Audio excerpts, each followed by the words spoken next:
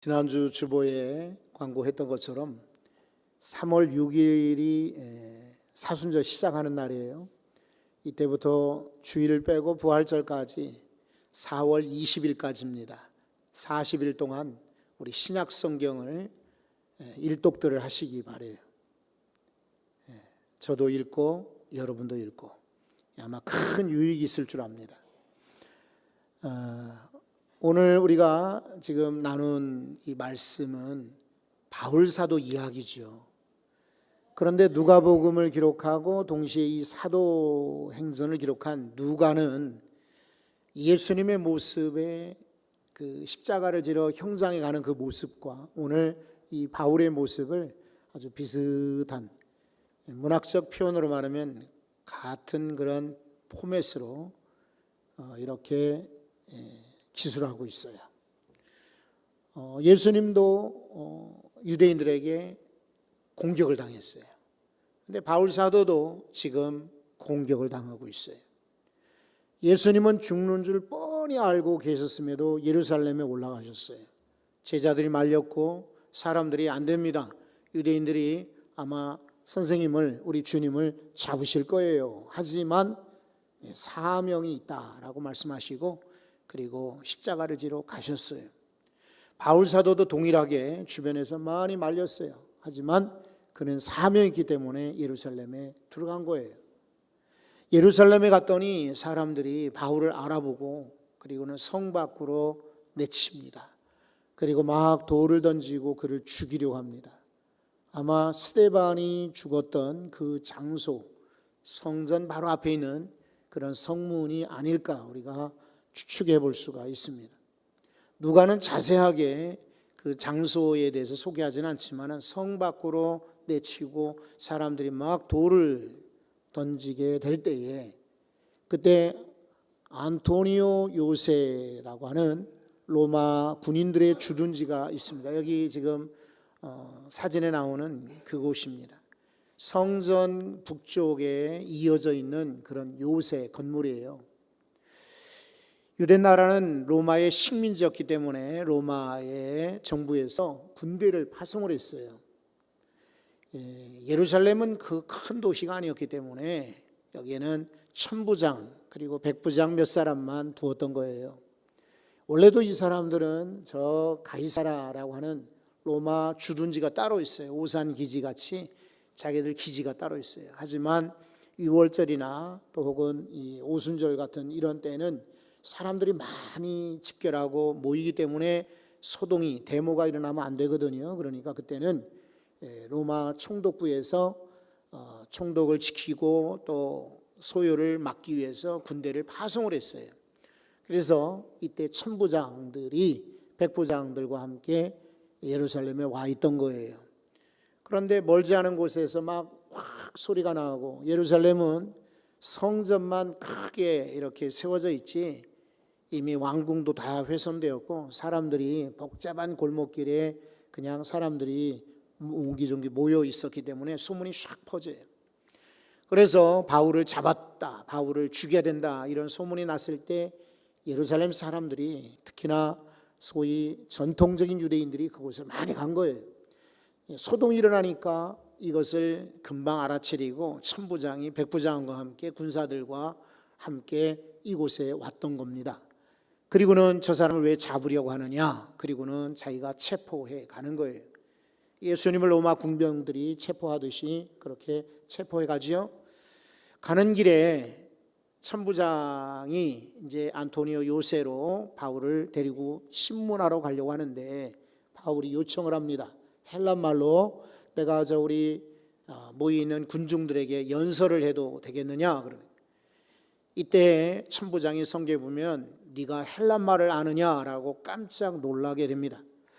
1세기 예수님 당시에는 세 가지 언어가 혼용이 되었습니다. 유대인들은 제일 많이 쓰는 말이 유대말, 이것은 아람어였습니다. 그리고 율법학자들이나 서기관이나 제사장 같은 종교 집단에는 구약 성경을 알아야 되기 때문에 히브리 말을 썼습니다.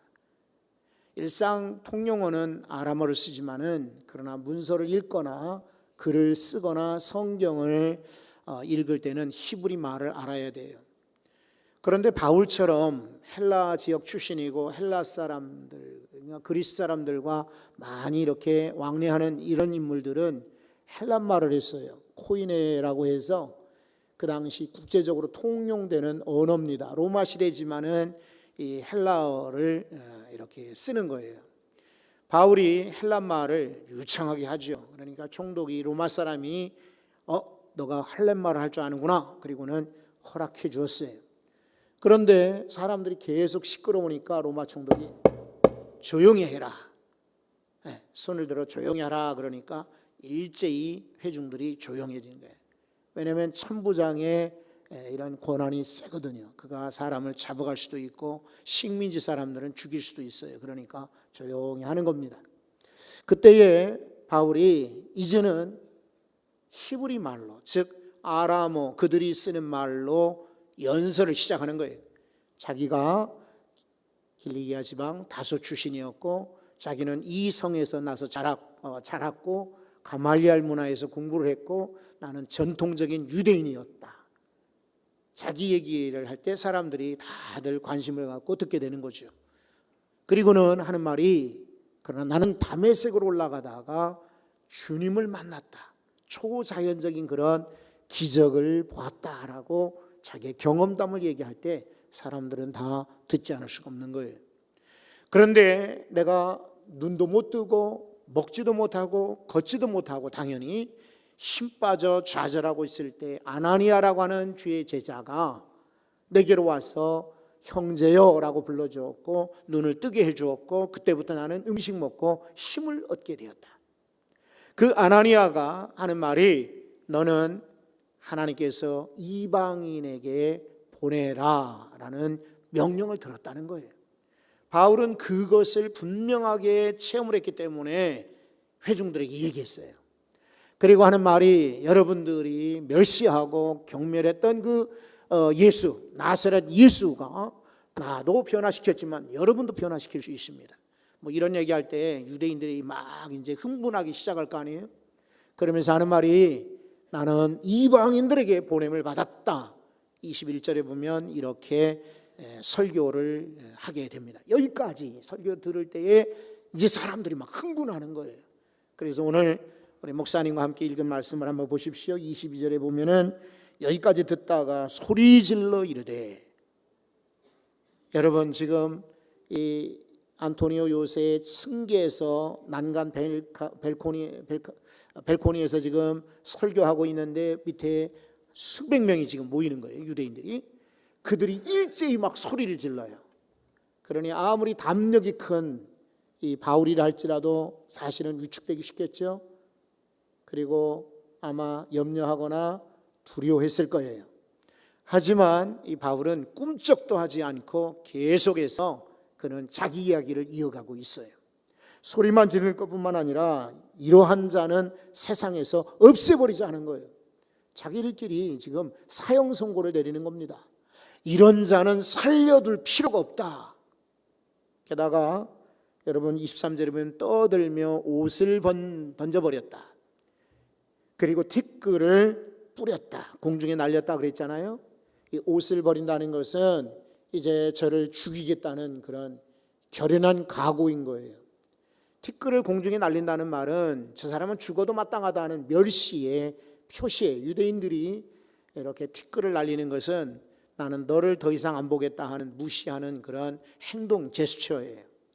그러니까 바울에게 지금 엄청난 그런 고통과 그리고 압박, 스트레스가 있는 겁니다. 보통 사람 벌써 넘어졌을 거예요. 그런데 바울은 여기서도 일어납니다. 제가 주목하지 않은 것이 이거예요. 예수님도 마찬가지로 십자가를 끝까지 지셨고 결국은 온 인류를 이렇게 구원하시게 되셨어요. 바울도 예수님을 닮아서 넘어지고 자빠지고 그리고 쓰러졌지만은 또 일어나는 거예요. 도대체 그 탄력성이 어디서 나왔을 건가? 이거를 관심 갖고 한번 들여다보고 싶습니다. 왜냐하면 우리들의 삶의 현장에도 고난이 없을 수가 없어요.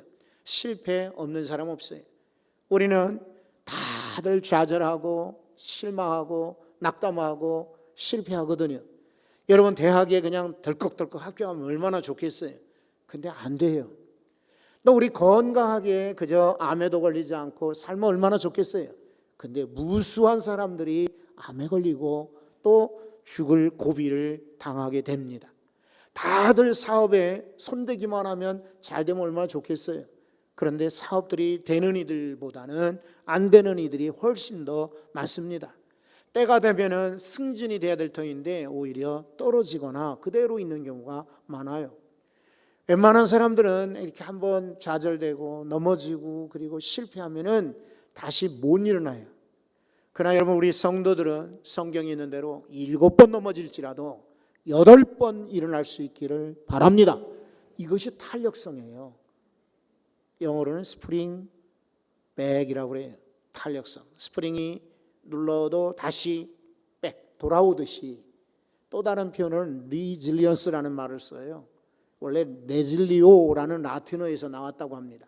그 레질리오라는 말은 돌아오다, 회복되다. 여기서 영어 리질리언스라는 말이 나왔어요.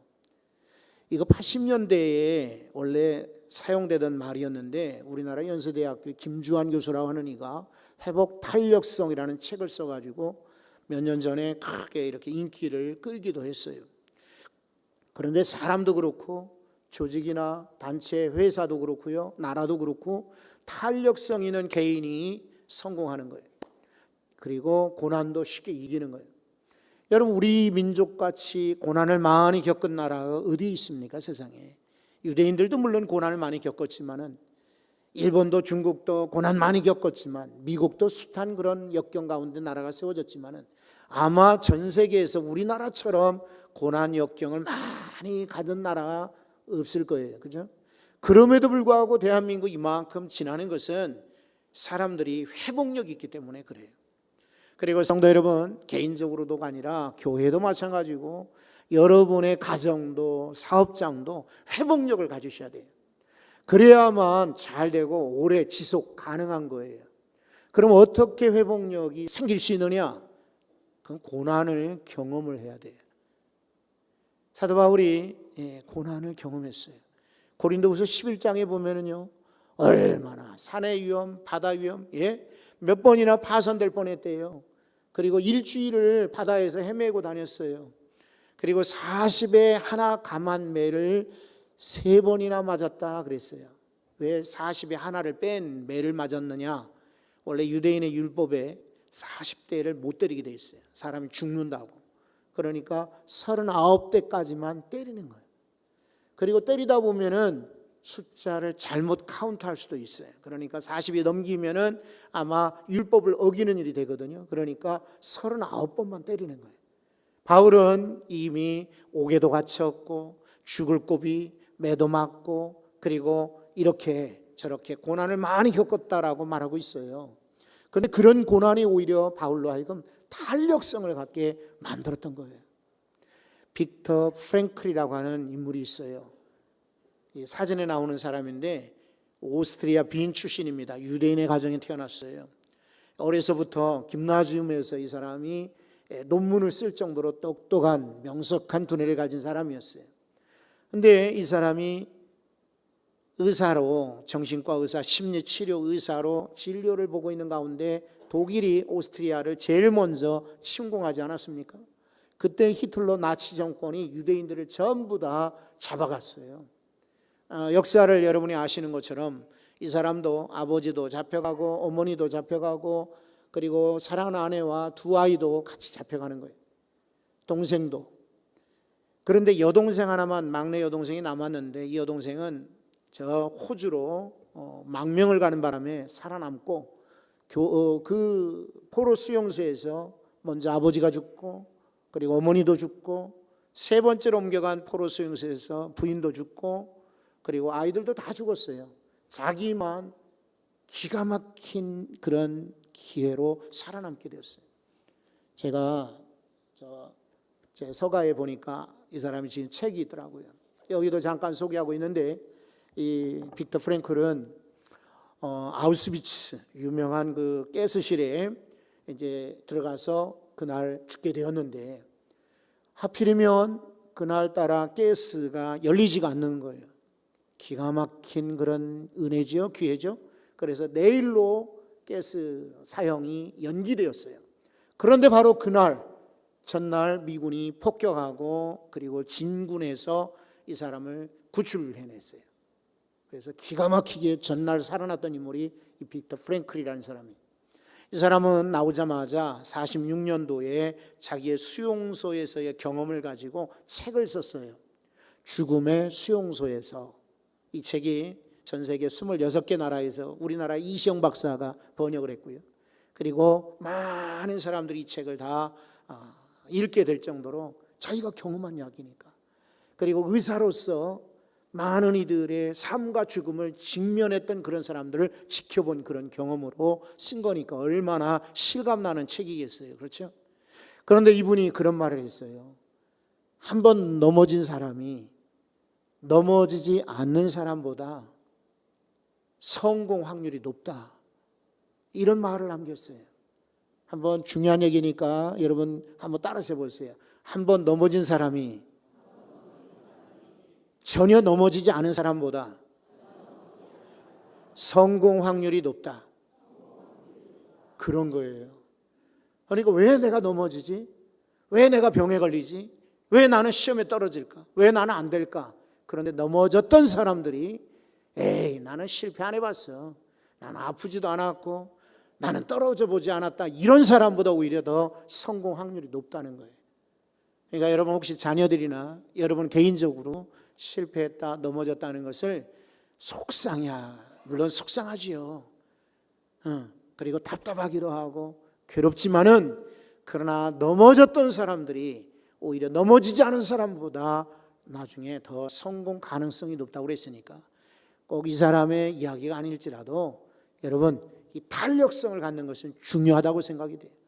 골짜기가 깊을수록 산이 높다 이런 말도 아시잖아요. 바울이 이만큼 고난을 겪었으니까 이렇게 높아진 거예요. 하나님이 잠깐 넘어진 여러분들을 훗날 크게 들어 쓰실 줄 믿습니다.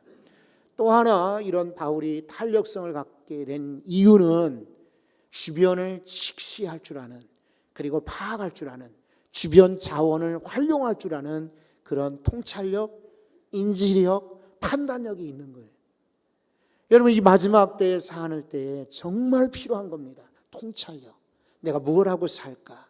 어떤 말을 할까? 어떤 생각을 할까? 어떤 직업을 가질까? 나 어떤 길을 택할까는 통찰력, 인지력이 필요해요. 다들 좋은 길, 남들 따라가는 길을 다들 갈 거 아니에요. 그러면은 이미 성공할 수 없어요. 그러나 바울은 남들이 따라가는 길이 아니라 정반대 어려운 길을 갔어요. 하지만 주변의 자원을 활용할 줄 아는 거예요.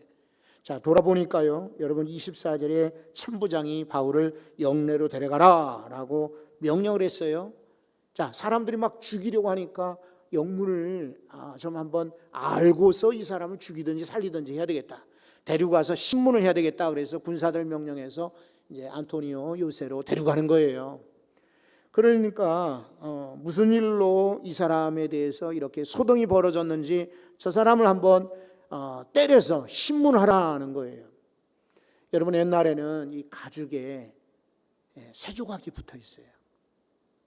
그림에 나오는 것처럼. 그래서 이걸 가지고 등짝을 때리는데 옷 입혀서 때리는 게 아니라 웃옷을 벗기고 때리는 겁니다. 그러니까 한 번 맞을 때마다 살점이 떨어져 나가는 거예요. 예수님께서도 순환당할 때 이런 가시로 된 채찍을 맞으셨던 거예요. 바울을 이제 가죽줄로 양팔 양발을 묶습니다. 그래야 이거 때리는 효과가 더 크거든요. 그리고 한 번만 맞으면은 웬만한 사람은 자기들의 죄를 자백하게 돼 있어요. 그런데 묶으려고 할 때 바울이 주변을 돌아보다가 백부장이 옆에 있으니까 백부장, 아니 로마 시민인 나를 죄도 정하지 않고 나를 채찍질해도 되는가? 이렇게 소리를 지릅니다. 왜냐하면 그때 로마 법으로 로마 시민들은 재판하지 않고 판결 내리지 않고 채찍질 할 수가 없어요. 그러니까 백부장이 깜짝 놀라는 거예요. 이거 너 맞냐? 이게 물어볼 필요가 없어요. 왜냐하면 그때는 로마법이 무시무시했기 때문에 만약에 사람들이 거짓말로 나 로마 시민이야 라고 거짓말하게 되면 사형에 해당되는 거예요. 그러니까 사람들이 함부로 거짓말 못해요. 지금이야 워낙 사기꾼들, 도둑놈들, 거짓말하는 사람 많잖아요. 그죠? 나 신문 보고 깜짝 놀랐어요, 여러분. 지금도 매일같이 보이스피싱에 당하는 금액이요 12억이 된답니다. 12억. 네? 누가 당하는지 모르겠어요. 혹시 우리 성도들 가운데 보이스피싱 이거 들으면은 이거 분별력 가지고 좀 이렇게 침착하게 생각하고 이거 그런가 아닌가 확인하고 나중에 돈을 붙이든지 하든 주변에 좀 물어봐야 돼. 그냥 혼자만 알리지 말라 그랬다고 알리지 않고 누구한테 말하지 말라 그래 말리지 않고 어디다 숨겨라 그런다고 그냥 숨기고 이러지 말고 좀 그랬으면 좋겠어요. 하도 요즘에 거짓말하는 사람 많지만은 그러나 당시에는 거짓말했다가는 사형에 해당돼. 그러니까 바울이 나 로마 시민이야 하니까 백부장이 깜짝 놀란 거예요. 상관에게 달려 들어갑니다. 천부장님, 저 우리가 끌고 온 저놈이 로마 시민이랍니다. 천부장도 깜짝 놀라는 거예요. 만약에 이 사람이 로마 법을 어기고 그런데도 채찍질을 했다 그러면은 이 군법 회의에 들어가는 거예요. 군대 생활은 이제 종결되고 말아요. 어쩌면은 형을 받을 수도 있어요. 로마 시민을 때렸다고. 그러니까 천부장도 쩔쩔매는 거예요. 여러분, 바울이 그런 자기가 가지고 있는 나면서부터 시민권자라고 하는 이 자원을 활용하는 거예요. 근데 기가 막히죠. 이 사람은 한 번도 전도하면서 나 로마 시민권자야 이런 말 안 했어요. 그런데 이 순간에 자기가 매맞는 것이 두려워서가 아니라 나 지금 잡혀가서 그리고 로마에 호송돼서 로마에 가서도 나는 복음을 전해야 되겠다. 이런 사명이 있었기 때문에 그런 자원을 지금 활용하는 거예요. 성도 여러분, 여러분들이 조금만 돌아보면 자원이 많아요. 도울 사람 많습니다. 함께 할 사람 많아요. 혼자 고민하고 혼자 괴로워하고 내 주변에 아무도 없다고 혼자 낙심하지 말고 여러분 주변만 자세히 보면은 힘있고 도울 만한 사람들 많이 있어요. 그런데 그런 사람들이 영원히 도움이 되지는 않아요. 아쉬운 것은 잠깐은 도움이 돼요. 예전에 우리 교회 어떤 아이가 경찰서 유치장에 갔다는 거예요. 그리고 이제 내일 모레면 저 검찰청으로 들어가는데 목사님 어떻게 하면 좋아요? 그래요. 그래서 얼른 경찰서에 갔죠. 마침 청문관이 경찰서에 있는 청문관이 있어요. 이렇게 시민들의 이야기를 듣고 이렇게 경찰서에 알려주는 청문관이 계시는데 이분이 신우의 임원이었어요. 그분에게 이래서 좀 만났으면 좋겠다. 그리고 입구에서 사실은 제가 그런 사람 통하지 않고 면회하려고 몇 번 이야기를 하는데 안 된다는 거예요. 이 아이는 이미 검찰에 이송이 되기로 결정됐으니까 미안하지만 못 만난다 그랬는데 그 청문관 그분한테 전화했더니 금방 달려오더라고요. 그리고는 면회를 시켜주는 거예요. 그리고 그 당시는 우리 그룹 경찰서장이 우리 교회도 오셨고 그리고 저랑 몇 번 안면이 있어요. 서장실로 안내를 해주더라고요. 그래서 제가 우리 교회 아무개인데 이렇게 좀 학교 폭력에 이렇게 연루되어서 문제가 생겼는데 제가 잘 데려가서 선처할 테니까 아마 꼬임에 빠진 것 같으니까 용서해 주세요. 그랬더니요. 경찰서장이 뭐라고 막 전화를 해요. 그러더니 얘가 사실은 검찰청으로 갈 뻔했는데 풀어주더라고요. 네. 참 그럴 때는 역시 그래도 뭔가 권력이 좋구나 하는 생각을 하셨어요. 그러나 여러분 그것이 끝까지 가고 영원히 가던가요? 천만의 말씀이에요. 그런데 성경을 한번 보십시오. 29절 한번 보실래요? 신문하려던 사람들이 곧 그에게서 어떻게 해요? 물러가고. 네. 지금 신문하려던 사람들이 물러가게 하는 거예요. 천부장도 그가 로마 시민 줄 알고 또 그를 결박한 것 때문에 뭐라고 했어요? 두려워하더라. 주변 사람들이 그를 잡으려고 신문하려던 사람들이 오히려 물러나는 거예요. 이 천부장도 두려워하였다. 어디서 이런 힘이 생겼어요? 바울의 힘이 아닙니다. 하나님이 그를 지켜주신 것입니다. 성도 여러분, 지금은 모르실 거예요. 여러분이 60이 되고 70이 되시고 80이 되시고 90이 되시고 이제는 뭐 누구라 할 것 없이 다 100세 시대니까 100세쯤 되셔서 자, 인생 이제 종말의 때가 가까울 때예요. 지난 날들 내가 돌아보니 나 참 위기도 많았고 아쉬움도 많았고 어려운 일도 많았는데 그래도 이만큼 내가 살아왔던 것은 하나님이 지켜주셨다. 하나님이 보호하셨다. 여러분이 그렇게 간증할 때가 올 줄로 압니다. 그때 가서도 내 힘으로 여기까지 살아왔어. 그래도 나 열심히 살아서 이만큼 산 거지. 그렇다면 여러분들은 천국과 먼 사람들이에요. 천국에 가까운 사람들은 종래에 그런 고백을 하게 돼 있어요. 목사님, 내가 살아보니까 내 힘, 내 재주, 내 능력이 아니더라고요. 하나님이 지켜주셨어요. 하나님이 도와주셨어요. 이렇게들 고백하시게 될 겁니다. 여러분, 다윗이 어린 소년 시절에 형들 면회 갔다가 골리앗 떠드는 소리 듣고 흥분을 합니다. 울분을 느껴요. 저 골리앗을 잡아야 되는데, 그런데 장벽이 3개나 있어요. 첫째 장벽, 친형입니다. 큰형이 말하기를, 야, 네가 전쟁터에 구경하러 왔냐? 빨리 집으로 돌아가 네 양떼나 돌봐라. 가까운 사람들이 실은 장벽인 경우가 많아요. 식구들이. 그래서 사실은 이 다윗이 어떻게 하던가 형한테 아이고 아닙니다라고 변명하거나 하소연하지 않습니다. 성경에 보면은 냉정해 뒤돌아서서 주변에 있는 사람들에게 이렇게 장벽을 만났을 때에 부딪히는 사람은 미련한 사람이에요. 다윗처럼 돌아서는 것이 오히려 능사이요 아주 고차원의 고수의 그런 성질이죠. 그 다음에 두 번째 장벽은 사울왕에게 가는 거예요. 사울왕 앞에 갔더니 사울왕이 야, 너 너무 소년이야. 저 사람은 어려서부터 장수 아니냐. 저렇게 큰 사람 너같이 꼬마가 어떻게 이길 수 있다고 그러냐. 안 된다. 그랬더니 사울왕 앞에서도 조금도 굴하지 않고 다윗이 말하죠. 왕이시여, 제가 어려서부터 사자들이나 곰이나 맹수가 우리 양을 잡으려고 하거든 내가 그 입에서 양떼를 건져냈습니다. 그러니 저 할례 받지 못한 저 이방인쯤이야 능히 죽일 수 있습니다. 사울왕이 용기가 가상하니까 또 지푸라기라도 잡는 심정으로 그래 한번 네가 싸워보라 그러고는 투구를 벗어주고 갑옷을 입혀주고 칼을 줍니다. 왕이니까 시키는 대로 한번 써보고 입어보고 들어봤지만은 안 맞아요. 어른이 쓰는 모자하고 다윗은 어린 소년이었잖아요. 안 맞는 거예요. 그래서 이제 내려놓고 저는 맨손으로 물맷돌만 가지고 나가지 않습니까? 세 번째 장벽. 이 사람은 갑옷을 엄청난 갑옷을 입고 앞에는 방패든 소년, 병기된 소년을 데리고는 그리고는 큰 소리 칩니다. 네가 나를 개로 알고 맨손으로 나한테 나왔느냐 이 새빨간 이 애송이야 하면서 웬만한 사람들 같으면 주눅이 들 거예요. 그죠? 멀리서 보던가 하고 그 큰 거인이 눈앞에 나타날 때 얼마나 무섭겠습니까? 이게 세 번째 장벽이요. 그렇다고 다윗이 물러서던가요? 아니죠. 너는 칼과 단창, 검을 가지고 내게 오느냐? 나는 만군의 하나님 여호와의 이름으로 내게 나가노라. 이러면서 여러분 물맷돌 5개를 골랐는데 2개, 3개 쓸 것도 없어요. 하나 가지고 정확하게 이마에 맞추고 그 칼을 빼서 목을 베버리지 않았어요.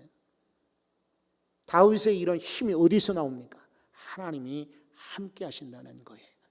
우리 탄력성, 내가 심리학으로 공부하고 그리고 무슨 이론을 듣고 내가 막 연마하고 노력 소용없어요. 심리학을 얘기하는 것은 인간의 심리가 이렇다 이런 것뿐이지. 그러나 하나님이 우리를 지켜주신다. 여러분 미세먼지가 아니라요 어마어마한 그런 공포들, 미래에 대한 불안감들이 우리 자녀들에게 우리 후대 세대들에게 계속 지금 밀려온다고요. 그러니까 우리가 3대 신앙 이거 강조하는 이유는 우리는 어떻게 지날지 모르지만 그 다음 세대들 걱정 안 됩니까? 이 아이들 태어난 아이들 걱정 안 되나요? 이런 아이들에게 신앙을 심겨주지 않으면은 아이들 이제 큰일 나거든요. 그래서 3대 신앙을 강조하는 거예요. 어쨌든 하나님이 우리 가정과 우리 자녀들, 우리 일터를 이 나라를 보호하시고 지켜주셔야 합니다. 이래야 우리나라가 고난 속에서 다시 탄력성으로 회복하듯이 성도 여러분도 회복이 될 수가 있어요. 바울이 잘나서가 아니라 하나님이 함께 하셨던 것처럼 여러분 3월 한 달 동안도 하나님이 여러분과 함께 하심으로 다시금 회복되고 일어나서 용기를 얻고 나가 이기시기를 바랍니다. 기도하겠습니다. 하나님,